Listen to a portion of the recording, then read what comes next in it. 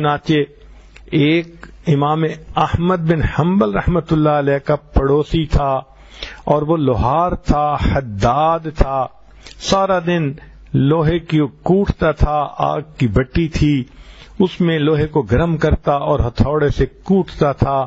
چنانچہ جب رات کو وہ سونے لگتا تو تھکا ہوا ہوتا تھا، امام احمد بن حنبل رحمۃ اللہ علیہ کو دیکھتا کہ وہ اس قدر رات کو عبادت کرتے ہیں تو کہا کرتا تھا اگر میرے اتنے بچے نہ ہوتے، میری پیٹھ پہ اتنا بوجھ نہ ہوتا تو میں بھی امام احمد کی طرح رات کو عبادت کیا کرتا۔